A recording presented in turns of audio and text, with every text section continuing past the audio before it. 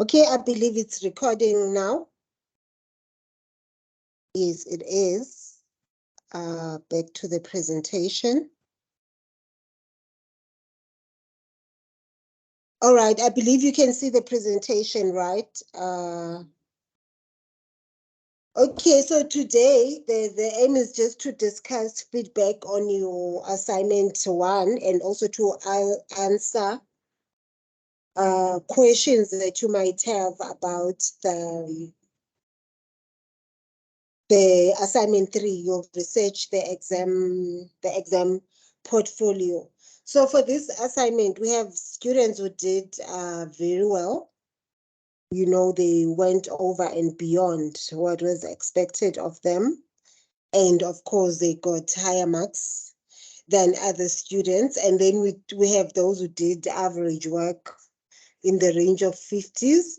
And we also have those who did very, very badly, getting zeros.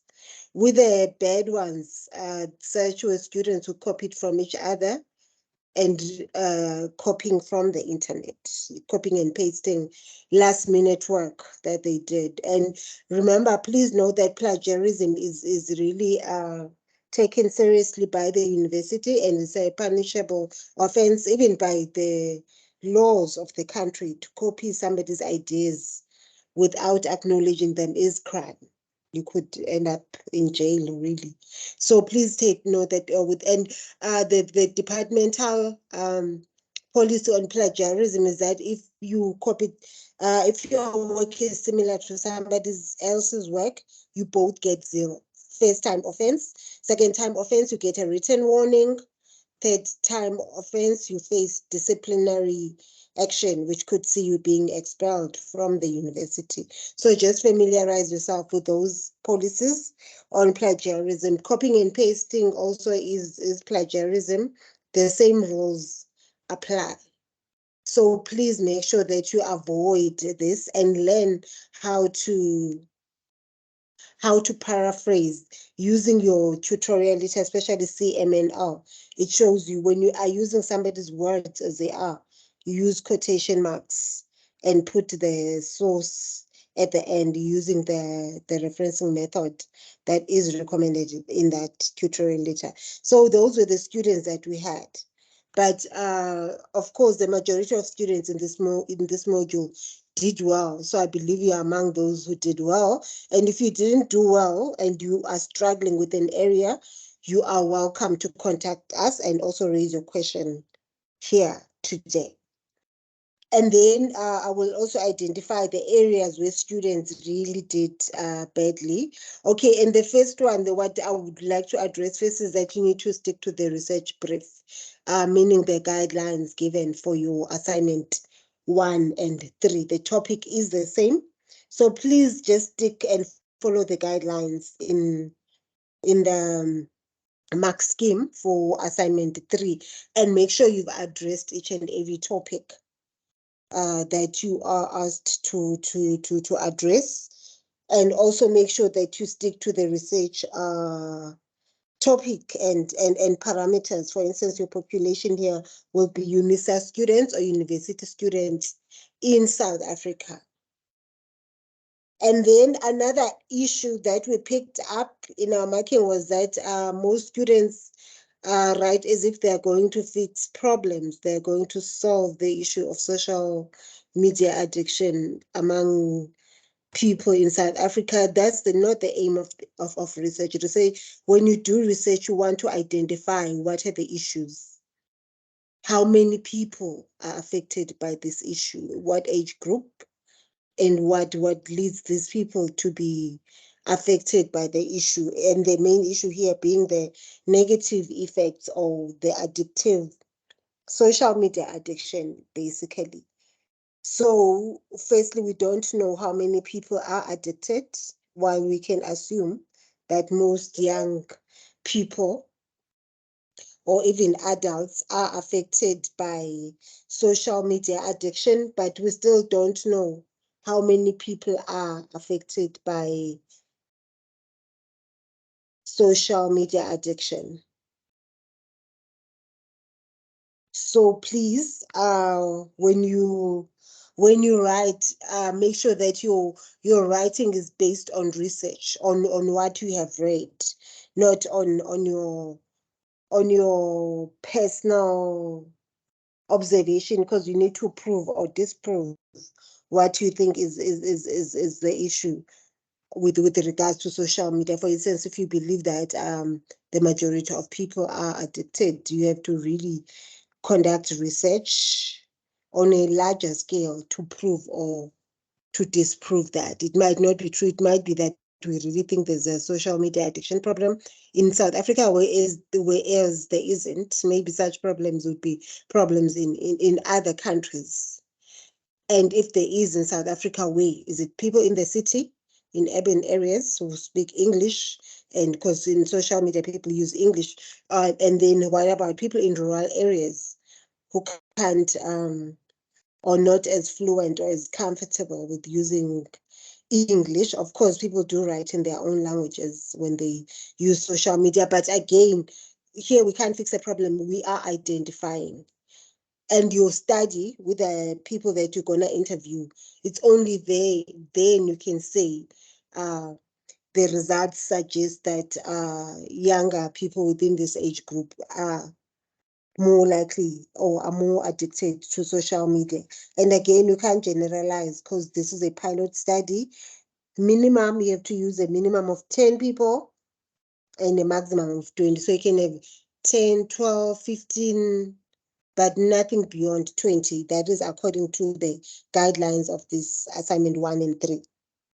And then with literature review, we have people, though, mostly those who just copied and pasted, they cited sources that were not from the list of recommended sources from this assignment. I mean, that is a red flag. That tells us, firstly, you did not read through the guidelines, and secondly, you didn't even read those articles. And you can also see the writing. We can tell when the writing is really from a journal article. So please avoid plagiarism. And in literature review, you only had to cite those 4 suggested reading or recommended sources. And then with a theoretical framework, we also picked up that people just did not, especially the history part, because that question has 2 parts. First, we have to identify the history of the uses and gratifications theory, and then identify its key tenets or its key areas of focus. Again, there's an article there of those, all those articles do address, but this one, these 2, Deploy your prescribed book also has a section on uses and gratifications theory. So you can use these in addition to those 4 recommended sources. You can add Deploy because she gives what you call this. She also discusses the theory and its history. And then you also need to demonstrate an understanding, because when people don't copy and paste or just read without understanding why is this theory relevant to a study on social media use and social media addiction, you need to understand, demonstrate understanding, especially at this level. You are expected to justify why this theory is relevant to this study. For instance, because you are investigating social media use amongst university students, and you are also evaluating the consequences of social media use, and the uses and gratification theory addresses both those two areas. It addresses motives for use and the consequences of media use, whether it's traditional media such as radio and TV, or social media such as your Twitter, Facebook, and other apps such as WhatsApp, and a whole number of social media applications or platforms that people use. So you need to demonstrate that you understand the theory. I have discussed the theory in the previous recordings for assignment 1. So please read through this theory and make sure you understand, and then you apply. Because remember, for assignment 3, you still have to discuss the theory for 5 marks. And then another area where people struggled was in formulating research questions. So please, if you struggled in any of these areas, just make sure that you revise them when you do your assignment 3 or your exam portfolio.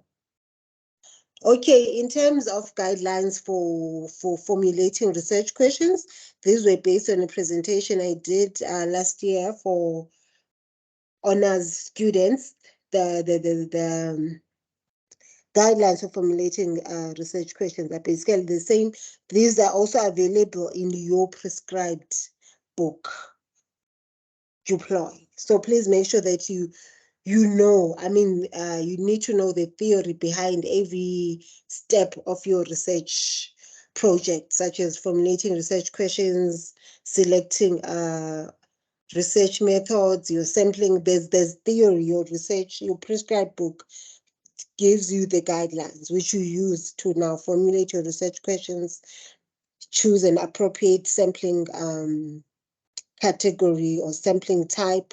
So please make sure that you use your prescribed book. We don't thumbsuck in research. Everything is there and has been developed by other researchers. So in terms of formulating research questions, the first point is that your question should be related to the research, to the problem statement or the research topic. And here we have a research topic, which is a mixed methods analysis of the uses and gratifications of social media networks amongst UNISA students or South African university students. So as you read through those guidelines, although the topic ends with UNISA students, I added South African university students for those who want to use students outside UNISA. Again, they still have to be in South Africa.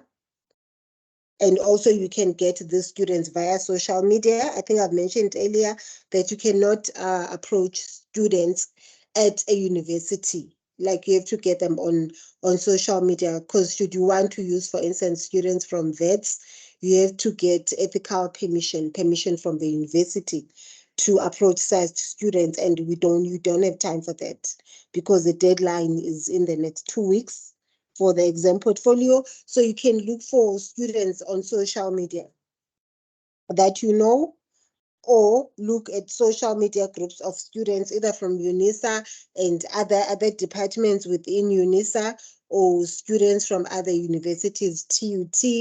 It can be any university in South Africa where you don't want to use UNISA students. A number of students are afraid that some students within our department may copy their questionnaire if they send it out earlier. And yeah, such is really a concern. So should you want to send your questionnaire to students outside UNISA or outside our department, just use social media to recruit participants. There are Facebook groups for university students, or even here within UNISA, there's from economic and management sciences, accounting students, students from CSET, science, science, engineering and technology department. So please use social media to recruit participants. And then the research question, besides being related to the topic, it must also indicate what data needs to be collected. So the research questions would influence the methods that you use to collect data, and the methods would influence questions. So when you are using content analysis, for instance, your questions would be, what are the issues discussed on Twitter in South Africa, or what are the main topics that are discussed on social media? So such a question tells us that you're going to analyze social media content. So when you are using questionnaires, then your research questions should reflect the fact that you are looking at the uses and gratifications of social media. What are the benefits of using social media? What are the gratifications sought by using social media amongst a specific population? So you should show the data that you're collecting and your target population, like among university students, not among South Africans or among people. So it must be clear who your population is from reading your research question and what what you are basically looking at. And remember, you are also asked to, in the assignment 1 and 3 guidelines, to look at the negative effects or the negative consequences of social media use, which have been identified in those articles that you read as social media addiction, particularly intrusive consequences and the emotional consequences of social media addiction.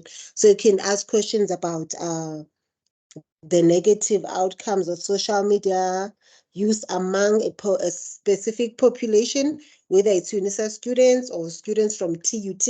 Be a bit specific with the university that you use, or the department if it's UNISA, among students from science or economic and management science faculty, or from among accounting students at UNISA.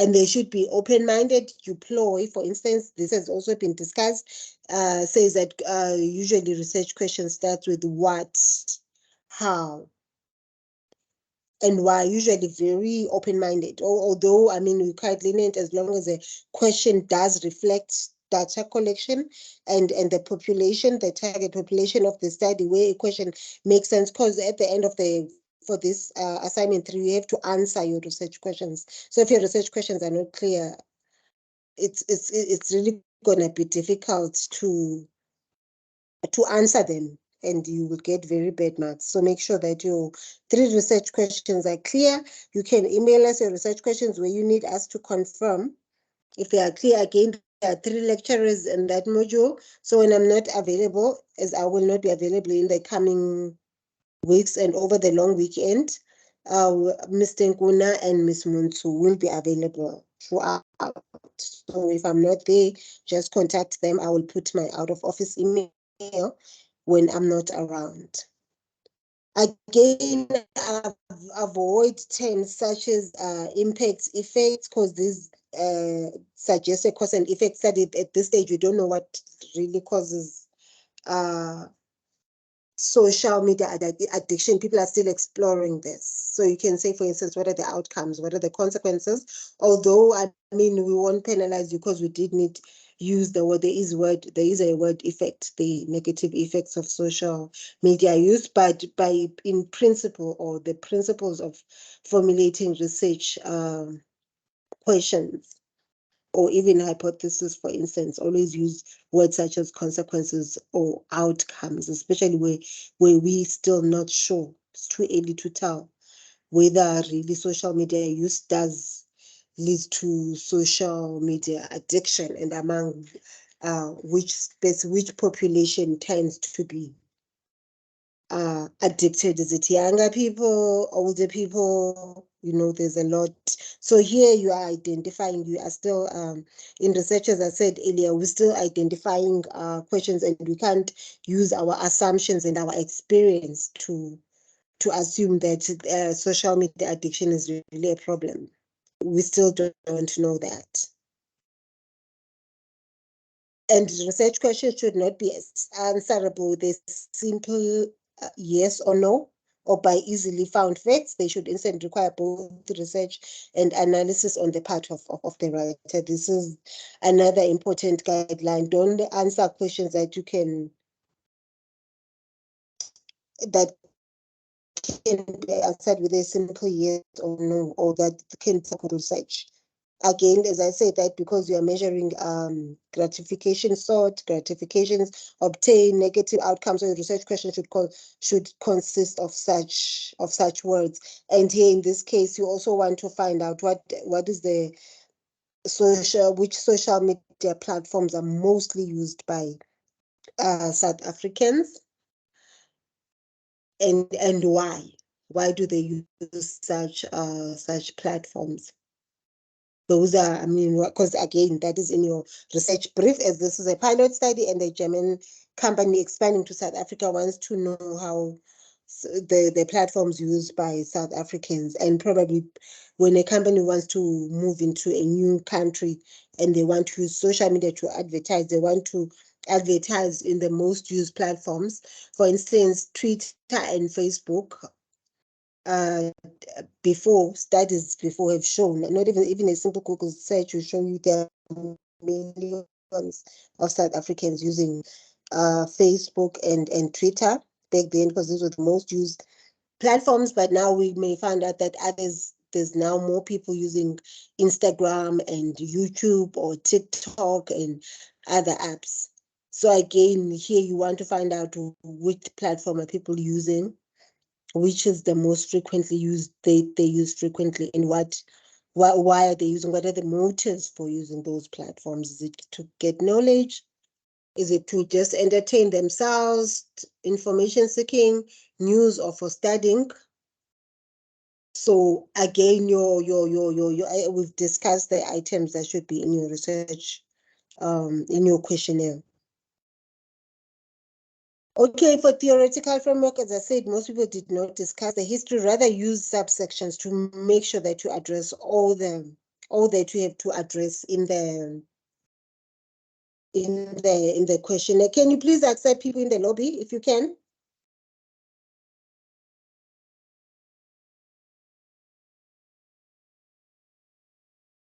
Yes, as I said, rather use subsections. So in the first section, for a paragraph, because this question is out of 5 marks, the history of the uses and gratifications theory.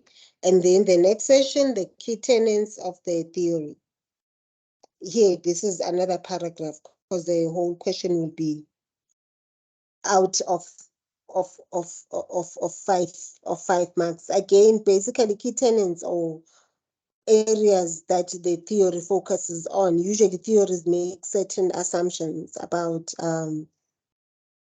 social issues, so here the uses and gratifications, for instance, assumes that people choose a specific media platform based on their needs, and they are more likely to continue use a platform that satisfies those needs. So if a person's needs are relaxation or information seeking or entertainment, they would likely to select a platform that is likely to satisfy these needs and are more likely to continue using such a platform. And also, this use would have consequences. For instance, the theory was developed way early in the late 30s and in the 1940s, before social media. So back then they looked at the media used by people, why people selected certain media, for instance, television, and why they selected certain content like soapies or dramas or news. So, for instance, people who wanted to relax would watch soapies, and that tends to be a daily habit. And there are consequences to watching soapies. For instance, you are being brainwashed on a daily basis, because what you're watching will tell you what is ideal in society, what an ideal woman or an ideal life is. So your ideals, or what you think is ideal, an ideal life, or an ideal woman, tall, dark, and handsome, were things that were being pushed by the media of what an ideal man is, for instance. So these are now consequences of media use. So this is what the theory assumes. And then it lists these motives, such as relaxation, information seeking, communication in the case of social media. So now this theory, although it was ignored in the past, since social media, it has now been a revival of in studies, in media studies, that now use the theory to understand motives for social media use and the consequences of such use. So please read through the theory in all those articles. Discuss the theory, and the one I mentioned earlier, Liu, mostly discussed the theory, and Duploy, and all those 4 articles. You are expected to cite all these 4 articles plus your prescribed book when you discuss the results of your study. Again, the main issue here, use subsection so that you don't, for instance, just discuss the tenets of the theory, ignoring the history of two. For you to get full marks, you must address all these. Again, if you go to your mark scheme, you'll see this information is there.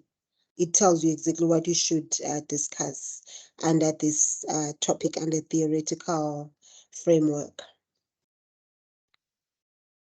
Again, this is the model. I've discussed this model a number of times. This is the uses and gratification model for internet addiction that has been used for social media addiction as well by Ferris and colleagues. So this is basically, this is what I've just discussed. This is the assumption of the theory when it comes to social media use. Again, this here, the first two variables or factors, the social and psychological characteristics would influence motives. For instance, a younger person might want relaxation more, whereas a much younger adult or older person might have information needs, might use internet or social media just to at the end of the day to see what has been happening in the country, especially when they've been busy. And then this the studies assume that now the amount of social media use, some people might use social media more often, and it may lead to social media addiction. Again, this Ferris and colleagues, Ferris et al., one of the articles modified this model was developed by Kim and colleague on it as a UNG model for internet addiction. So it has been modified and now used specifically to social media addiction. So your questions, or in your questionnaire, your research questions should basically be based on these factors here. And again, here, this is what in quantitative studies is also called relationship between variables. For instance, in Ferris and colleagues, they say there's a relationship between life satisfaction, which is part of psychological and social characteristics, between life satisfaction and social activity and internet addiction. So they say these two, where a person is unsatisfied, for instance, with their lives, or has little no social activity, they're likely to be experience the intrusive consequences and the emotional consequences of social media addiction. Again, they say that this life satisfaction and less social activity would, where people are less satisfied with their lives and have less social activity, they are likely to use social media to relieve boredom, and this would lead them to spend more time on social media dependency, and then this is the long-term result or consequences that they might be addicts, social media addicts, and experience. And again, because addiction is a very big word, it's always better to stick to those intrusive consequences and emotional consequences to specify what exactly you mean by addiction. And intrusive consequences basically where people use social media more than they want to, and it end up impacting their work. There are studies, some people, 5 hours would pass with a person on social media and they actually feel bad, especially when you feel bad. It's one thing to, when you are free, to spend time binge watching on soapies or series, or social media, spending more time because you are free. But when you find yourself spending time on social media and you feel bad and you're like, ooh, 5 hours has passed with you scrolling on Instagram or on the internet, then that means and you feel bad. You regret the action because you feel like you could have studied, So that is what addiction is. At the end, addicts would feel bad with what they did and feel like I shouldn't do this again, but they find themselves doing again. These are just examples. So please make sure that you stick to intrusive consequences and emotional consequences. Again, I've shown you the scales in previous videos. You can go to our YouTube page, and I've also uploaded those articles and suggested readings. You can use their skills, as I said, how to measure intrusive outcomes and how to measure emotional outcomes. And then what you do is in your, when you report your data collection, then you can say you used a scale by so and so, but please don't use any citations in your questionnaire. Your respondents should not know what you are investigating. They should just see questions, but structure your questions according to each factor. Questions that address social media use, frequency of use, motives for use, and then social intrusive consequences and emotional consequences. And then these are the suggested reading material for both the literature review and theoretical framework, and we expect to see these in your list of sources consulted, and also when you're discussing this article here. LEU 2015 is the one that discusses the history of the theory in more detail, and Deploy does that, but then all these other articles do. So please make sure that you only cite these articles when reporting or interpreting your results. You would see as you go down your mark scheme that you present, and then you offer an interpretation of results. So please, in your assignment, we're only expected to cite these. But then if you went after reading this, then you can cite other sources. But if you just come with other sources, then you lose marks for doing that. It's wrong. Rather stick to the sources that you are asked to read. And then add your prescribed book should be part of the list. And then in terms of technical requirements, again, here most people made mistakes. For your technical requirements, please go to tutorial letter, CMNO. It is available under study material, official study material on Yoma, UNISA, or Moodle. This is how a table of contents should look like. And then look at subheadings when you use subheadings. So please go to that tutorial later. It gives you guidelines for how to structure. So you should have the headings. You see the headings, table of contents, page. Don't use those dots anywhere. Just it should look like this. And your subheadings, second level heading, third level headings, all the guidelines are there. So please use that tutorial later. And then in terms of other technical requirements, academic writing, please, we had a lot of people using personal,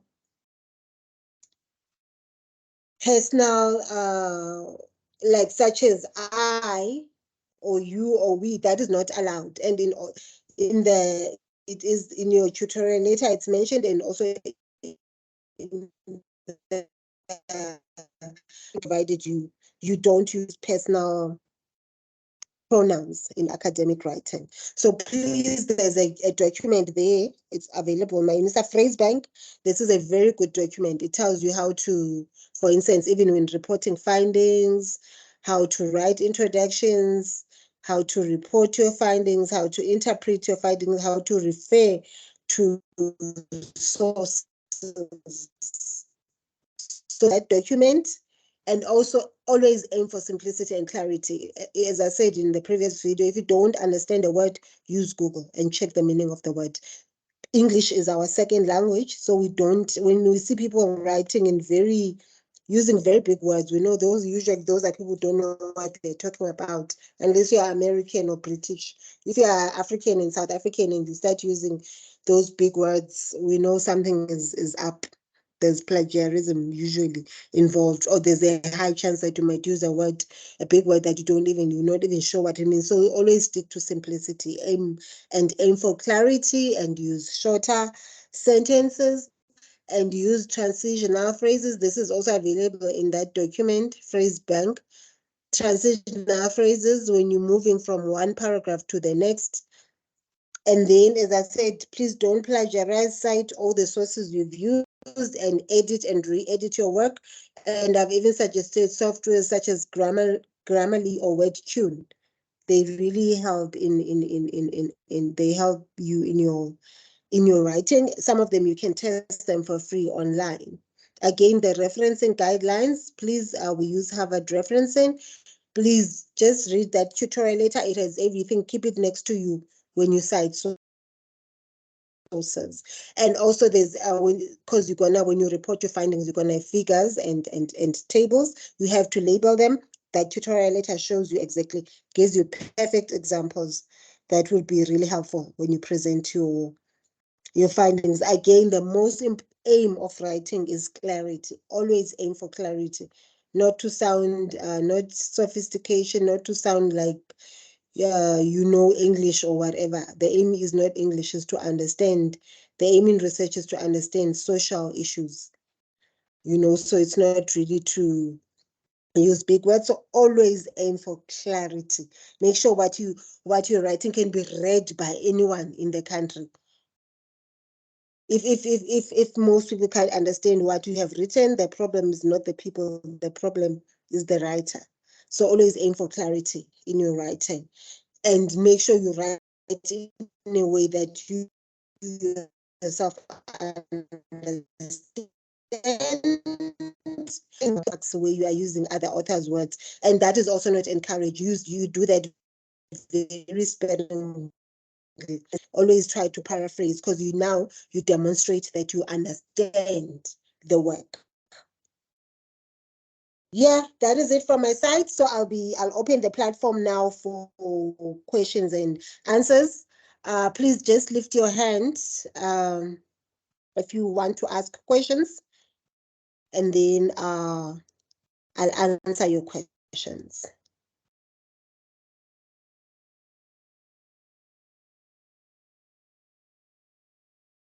Please raise your hand so that I can see. Anita, you can go first. I see your hand. Please unmute yourself and go ahead. Hi there.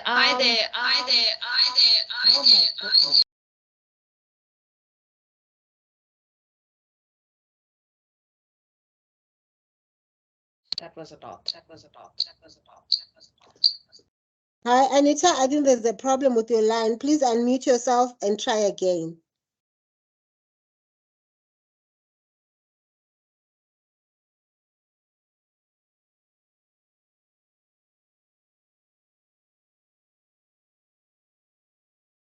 Or please type your question in the chats. Okay, someone asked, I've done the lecture on uses and gratifications theory. Go back to our YouTube. I've uploaded all those videos on YouTube. It was dealing with literature review. I think I discussed that in conjunction with literature review. But I've discussed the theory. Again, you have to read all those 4 articles. They also on top, besides my discussion, go and read, because you have to cite the sources in when you discuss the theory. So I have done the video.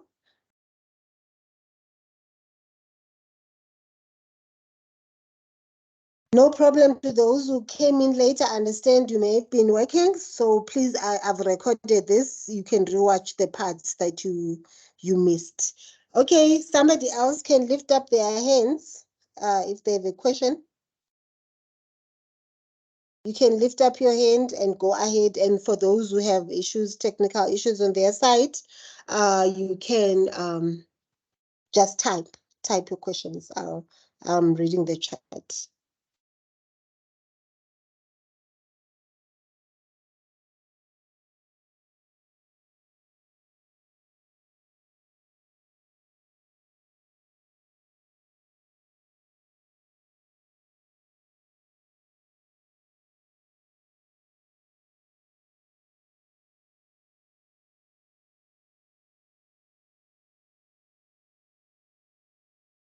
All right, again, if you have a question, please lift your hands or type, whatever works for you. I see Anita, you're typing. I'm waiting for your question. Okay, and please start doing your work. Really, this research project is a lot of work. And also note, I think the university must have also informed you, we don't have supplementary for this module. So should you do get anything less than 50%, you will have to re-register next semester. So please, please, please, please go and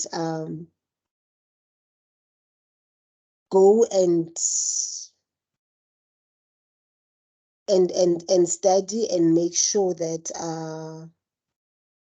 you've what you call this, make sure that you start working on your time and work hard, really.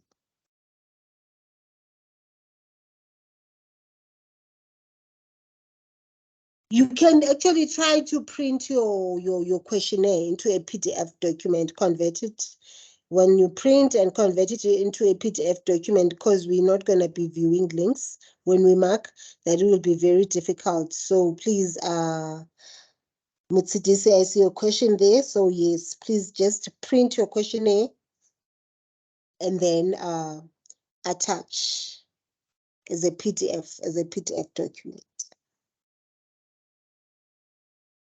Yes, you have to add the copy of your survey as addendum. Add it as, I think it will be addendum A, because yeah, I think it will be addendum A, because this is one questionnaire basically with open and closed-ended questions. So you can just attach it as addendum A, and then I think there's also self-reflection. But if you check the mark scheme, we didn't have self-reflection questions. Let me just go to the mark scheme, self-assessment and self-reflection. For that, you just don't have you don't number like you would do with sources consulted. So your questionnaire then has to be addendum A at the end as PDF.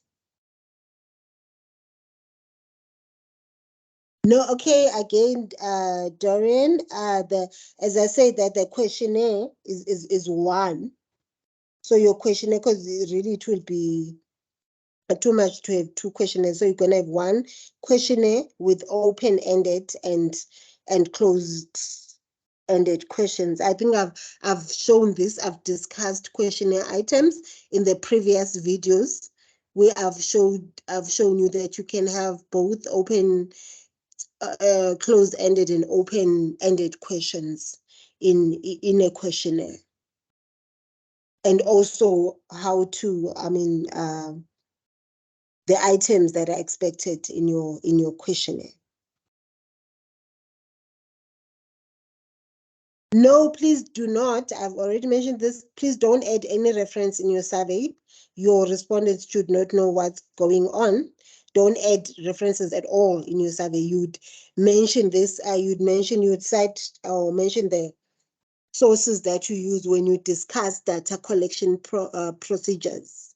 For instance, you would say to measure intrusive consequences and emotional consequences, you used the scale by Kim and Hadarakis, and you use the items from their internet addiction scale. So in the questionnaire, don't mention any source, or don't add any reference anywhere. And also, when I discussed in the previous videos, participants should not know what you are measuring, even though you should have sections, but you can't have like intrusive consequences or emotional consequences in your questionnaire.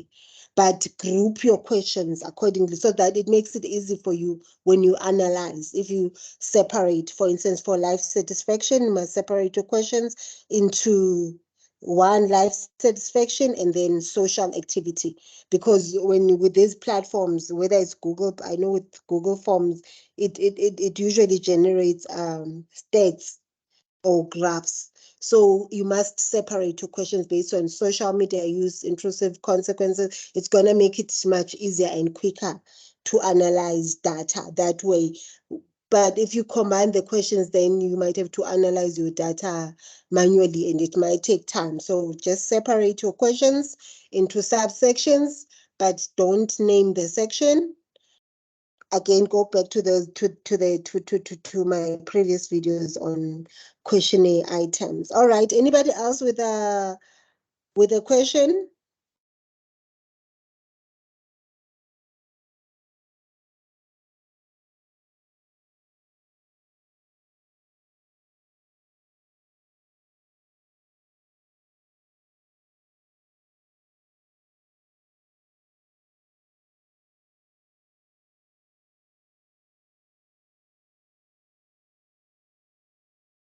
No, Anita, please feel free. Even if I've already answered, but please feel free. This is an open day, and since there are fewer people and a few people asking questions, so please take the platform. Let me unmute myself. Okay, so I was wondering if you look at 3.5, it says section A, self-introduction, and then the questions. So I guess you covered it in the video that we just put in our survey in there.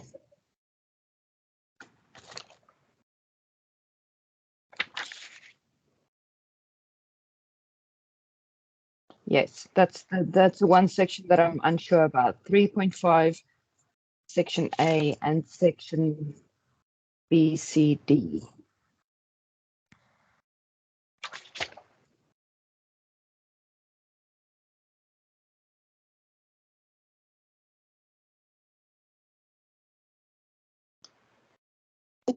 Okay, in question 3.5, I believe you are referring to data collection methods and techniques. Just before above addendum A, so you have to describe how was data collected and describe the data collection procedures applied in detail. How did you search your respondents? How did you distribute the questionnaire? Is this what you're referring to?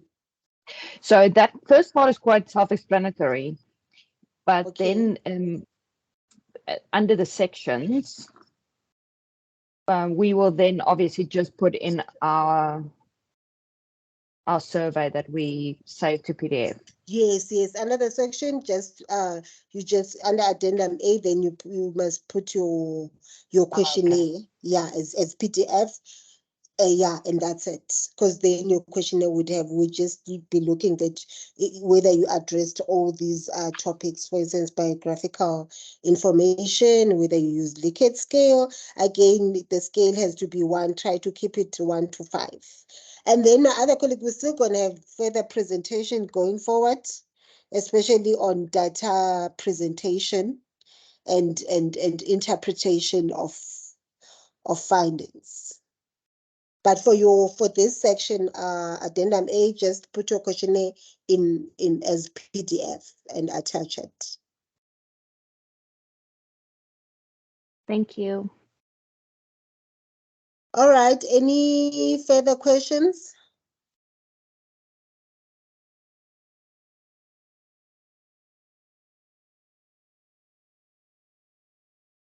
No, you can, yeah, you can attach the empty questionnaire because we want to see the questionnaire that you used, that you distributed to your respondents. So you just print the questionnaire, and then download, save it as PDF and then attach. So it will be an empty questionnaire. And then because you still have to present your findings in any case. Okay, the questionnaire has section A, B, C, D up to E. Okay, and already I've addressed this, Dorian, in my previous recordings. I actually have 2 recordings on questionnaire. But your questionnaire, basically in terms of, hello, is my voice still bad?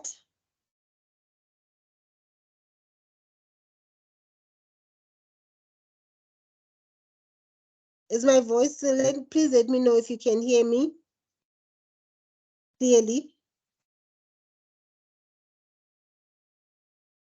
Oh, okay. So I was saying in terms of questionnaire, I've addressed this in the previous 2 videos on questionnaires. So your questions must be about social media use, the frequency of use, the intrusive consequences of social media addiction, the emotional consequences, life satisfaction, social activity, motives for use, and time spent on social media. Basically, those are the factors. And then in those videos, I actually show you how to develop or how your questions and statements that you are using in your questionnaire should look like. Again, the guidelines are also available in your prescribed book. Mainly tends to be simple questions that are clear and must not be double-barreled, such as don't have and or rather separate questions. If you're asking, for instance, what are the benefits of social media? Another question can be, what are the negative outcomes of social media? Again, those are just examples, but those videos on questionnaires which are available if you click on the links that I've been posting under announcements, go to our YouTube page, then all the information on the items that are expected in a questionnaire are there, and I've added those additional sources such as Kim and Hadarakis and Rubin, where you have to take your questions for life satisfaction and social activity. You can just download them from on the COM3706 on my UNISA. All right, any further questions? You can lift your hand or you can type in the chat.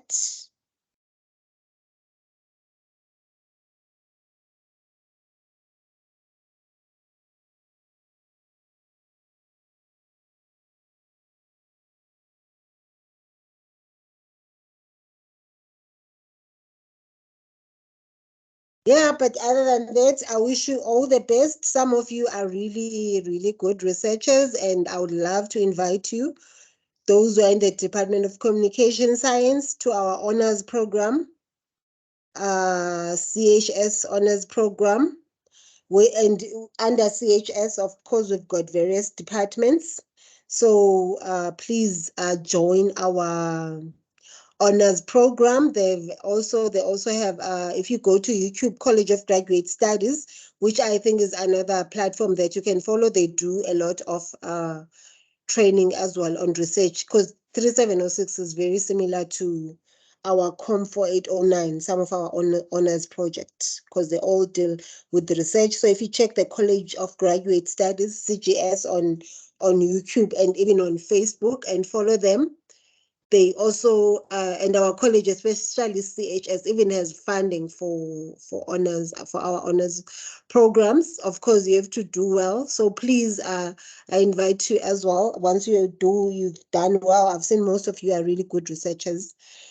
Please, you are welcome to our honors programs and honors program in any department that you in. Yes, there will be lectures on data interpretation and analysis. Mr. soon to be Dr. Jabulani Nkuna, and Ms. Muntu will be presenting on the next sections. So we're still gonna have, I think the last day for lectures, according to the university calendar, is 12 May. So we're still gonna have,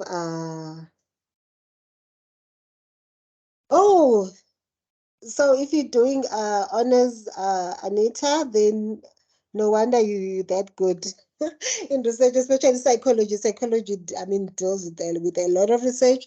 So you can have, I'm sure you will be continuing on to your masters. Again, the CGS, like I said, CGS, College of Graduate Studies, is available on YouTube. They have a lot of lectures that applies to most departments under CHS, College of Human Sciences, such as quantitative data, academic writing, qualitative. So when you want more and further information, and even data analysis, they deal with stats, data analysis. So just go to their YouTube page, because you can even, they've uploaded also the past recordings.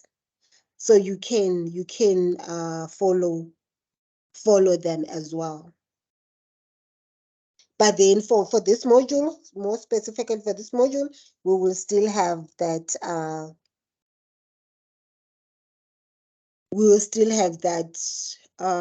what to call, more lectures on data analysis, qualitative and quantitative, and interpretation of data.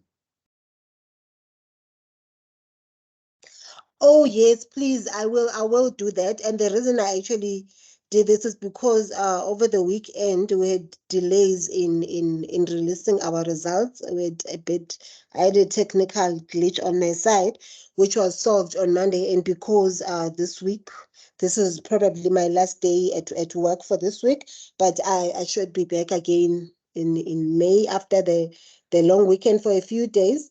Hence, there was a delay in announcing this, because we wanted to make sure that assignment 1 results have been released. We wanted to release this.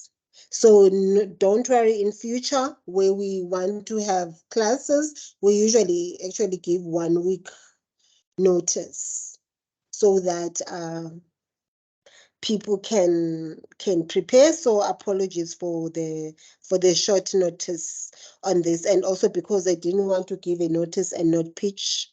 So I had to make sure that I will be available, and all our technical issues will have been resolved.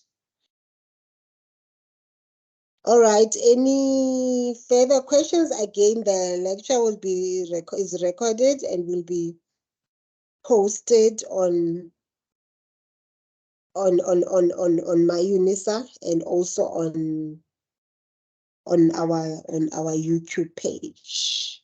But again, please always feel free to contact us, because research can be scary, although it's nothing that difficult. Like I said, everything is there. We build on what other researchers have developed. So we're not thumb sucking, everything is there. You just follow the guidelines, and please feel free to ask us when you have further questions, but we'll definitely do lectures on data presentation and especially interpretation. And with interpretation, basically you use the literature review to interpret your data. Use literature review and theoretical framework. Then you can tell us, do your findings confirm what has been found in previous studies that you read, like Ferris et al. And those 4 articles.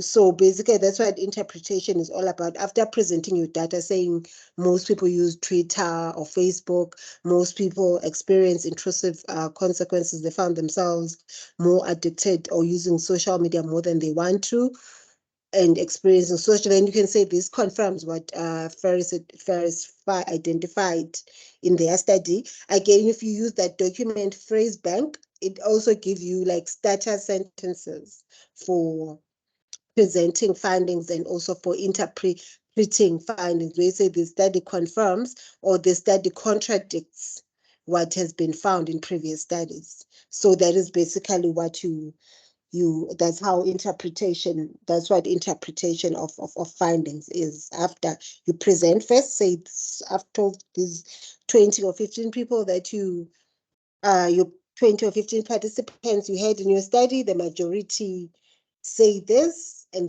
then go back to your literature and the theoretical framework. For instance, the uses and gratification theory says people use, especially from the studies on social media, people use social media for entertainment, to communicate with friends or family, for info seeking. Then you say, do your findings confirm that, or people use social media mainly just to communicate with family and friends, not for entertainment, or use social media to study? For instance, there are journals, Sages also on social media, publishers. So some people use social media just for studying and for news. So yeah, but don't worry, as I said, we'll have classes on interpretation of findings and how to analyze qualitative data. Again, with online questionnaires, you really get your data comes at least pre-analyzed, especially quantitative data shows you how many people clicked strongly agree or how many. It shows you the summary of results, and then you can go to a questionnaire. I think this is where we should end it. It's exactly 2:03. I hope we will have another class just before exam submission. But again, please don't worry, we will have more lectures on the other sections of the questionnaire. Thank you so much for attending, and we're looking forward to your research, to your project. Again, if any questions come up, please, we are here to assist you. So thank you so much for attending.